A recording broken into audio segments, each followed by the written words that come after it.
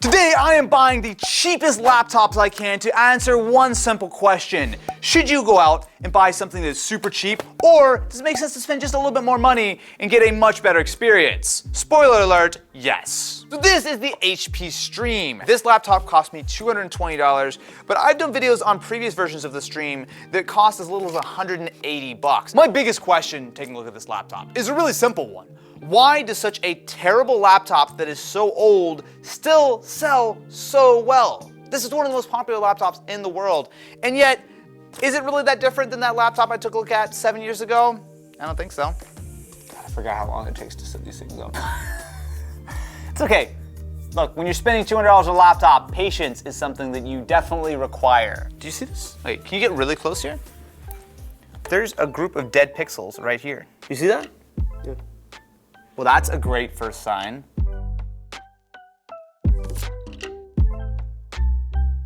You know, one of the interesting things is the battery is actually fairly large, but it's super, super narrow. I mean, like that's a pancake battery. And then underneath here would be our CPU, which does have a little copper heatsink on it. That's it. There's nothing going on here. There's literally no reason I can think of whatsoever to ever take apart your HP Stream, but science.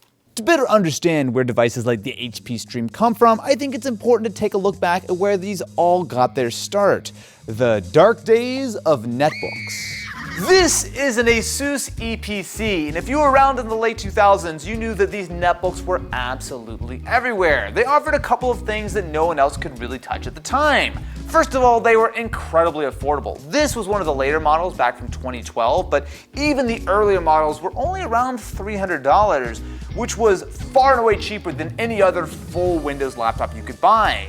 The other benefit they really had going for them was the size. With a 10-inch display, they were absolutely tiny and really quite portable. Now, there were other ultra-portable laptops back in the day, but the problem was that if you wanted something that was around the same size as an EPC, you're spending a lot more. Instead of a few $100s, you're spending $1,000, $2,000. Think about like that early MacBook Air or some of the Vios. They were very expensive systems. So there was certainly a contingent of people who really just wanted something that was ultra-portable that could fit in a bag, but I would say the vast majority of people who were buying netbooks were doing it purely because of the price. They weren't really good at anything besides being a very cheap computer. And when you look at this beside the HP Stream of today, there are a lot of parallels. So what exactly can you do with the cheapest new laptop you can buy? Well, you have to put it to the test, of course. The thing with the HP Stream, we're only looking at a 1366 by 768 display, which means it's essentially just barely above 720p. Let's see if the HP Stream can stream 4K. Hello and welcome to Wishtory Tech. Let's buy some dumb stuff on Wish. Item I see are Pokemon. I'm actually pretty impressed. We're playing back 4K YouTube, no problem. Let's get some Minecraft action. Just trying to like look around slowly. Minecraft for phones runs much better than this. Oh God, no. I actually don't even know if this will run. We may have just installed Valorant for zero reason. I'm getting a few seconds per frame right now. I think the game just crashed.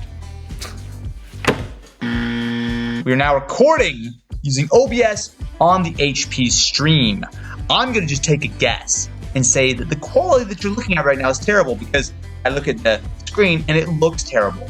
We're also using the microphone built into the HP Stream, which I'm gonna guess is also subpar. At this point, it is pretty clear. The HP Stream can handle some very basic tasks, but ask it to do anything remotely demanding and it falls apart quickly. I think the real benefit to buying something like an HP Stream is less so from the consumer standpoint and more from the Intel, the Microsoft, the HP standpoint. Because when you look at some of the decisions they've made with the HP Stream, I really think that this is a laptop which is designed to be just barely good enough to fight off something like a Chromebook, but not too good to the point where it eats into some of the higher end laptops where they actually make money. This is not a laptop that is designed for 2021. This is a laptop that is less powerful than a smartphone from 2015. Right? I mean, that is not acceptable for a full Windows laptop. I don't care what the price is here in the year 2021.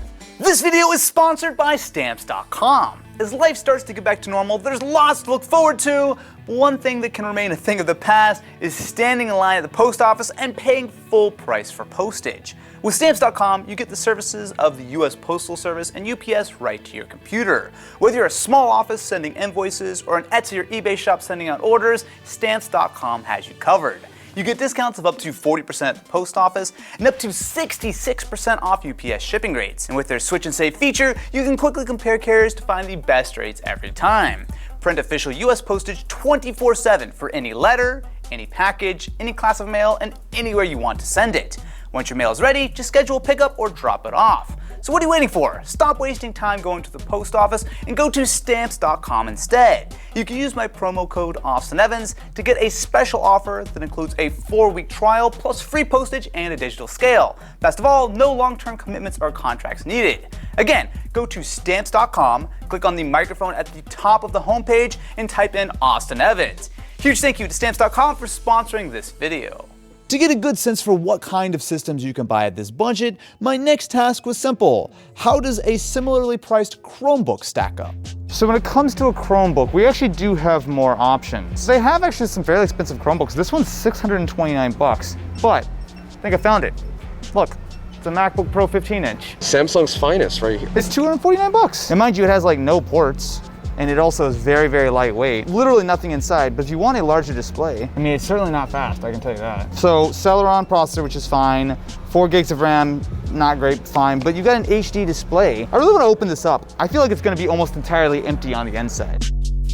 So what have we gotten with our Chrome OS money, our Chromebooks, some might say? A certainly larger device than what we get with the HP Stream. I mean, a 15-inch display, while I'm personally a fan of smaller laptops, that is an advantage for a lot of people. This weighs nothing. This weighs actually nothing. Wow. It's because it's all in the cloud. So we have a USB-A, a USB-C port, and a second USB-C port as well as micro SD. I actually really like the idea of being able to plug in on either side. It's like what you get on like some MacBooks and some higher-end laptops. No matter which side of like the power plug you're on, you can just plug it in. It's super easy. The screen goes actually pretty far back, not flat, but like pretty far back. All right, so with our Chromebook up to date and charging, a few notes. The screen is fine. So it is 1080p, however, it is clearly a fairly low quality TN panel. Pretty much what you would expect for this kind of price. It's usable, but it's only usable if you're dead on. A tense French Grand Prix was ultimately decided by a penultimate. Sounds a little lap, crunchy. but the defining moment of the Turn it race down a little bit, though. really happened many laps earlier. That's totally fine. And a moment that surprised Verstappen. Looks good, sounds decent. Okay, so far so good. There's an OEM folder including Lightroom. Do you want to try Lightroom? Sure.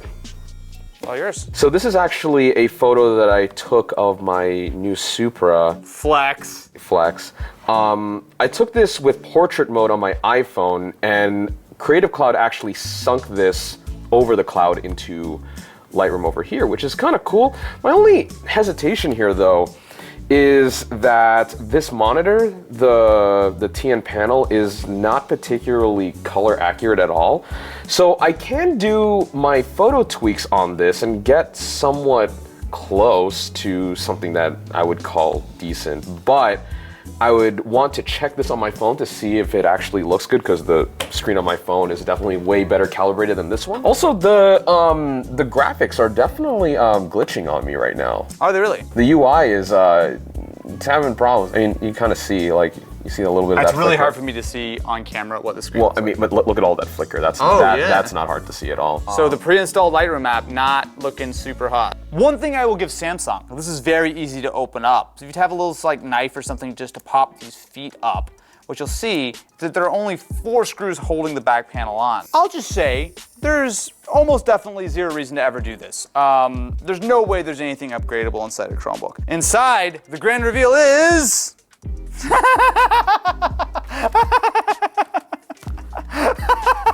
So this is our logic board. This is just an extension for the 2 ports here. We have 2 little speakers and what is a 39 watt-hour battery, so a very small battery. This is 100% meant to be a smaller device that's like that wide, and they just design it to fit. Well, the more you know. No, we weren't originally planning on talking about this in the video. However, if you can stretch your budget just a little bit by about $100 or so, you could potentially get this. So this is a little bit of an unusual laptop. It is a gateway laptop that, as far as we're aware, is exclusive to Walmart online. However, at $350, take a look at these specs. It is night and day difference compared to something like the Chromebook or the HP Stream. We've got a full Ryzen 5 processor. We've got 256 gigs of storage, 8 gigs of RAM, 1080p, USB-C. I mean, there's a lot going for something which, yes, is certainly more expensive, but considering the trade-offs you have with those cheaper systems, is it worth spending another $100 to get what could potentially be a far, far better system? I think we all know the answer to that. All right, I haven't seen this yet. It's green. You know what? I'm a fan of the green, although the logo looks kind of weird because it's like white on silver, so based on how you're looking at it. Oh, I like that though. It actually looks kind of like Aston Martin green, except it's just plastic. Oh, jeez. That keyboard looks terrible. Wow, hang on, let me try this. It's not quite as bad as it looks, but that is definitely bottom tier of laptop keyboards I've ever used. So to put this in context, there is a very popular Acer Aspire 5 that for a very long time has been one of, if not the best-selling laptops on Amazon, and that has a worse processor and is typically $50 to $100 more expensive than this. So we can forgive some of the flaws. Woo! All right, first question, what is under this? I'm assuming it's a empty M2 drive. It's probably full, actually, realistically. Oh, it's empty. Is it gonna be that easy to upgrade this with a second SSD? Because if so, I am super impressed. All right, let's pop open the rest of these screws. Oh boy, that's empty. Oh wow, wait a minute. Yo, some good stuff in here. So obviously they could have fit a bigger battery, but not only do we have our empty M2 slot, we also have one extra SODIMM. You can easily bump this from 8 gigs to 16 or probably even 24 gigs of RAM if you want. And you have the one SSD here, which is already installed, but you've got the easy access to the second slot here. As simple and as basic as this is, for 350 bucks, I'm very impressed with the upgradability. Now, one concern I have is cooling. So a Ryzen 5 processor is not super demanding, but that is one very small heat pipe and very minimal looking fan. I would not be surprised if we run into some issues. Hang on, let me see if I get really close, I can hear it.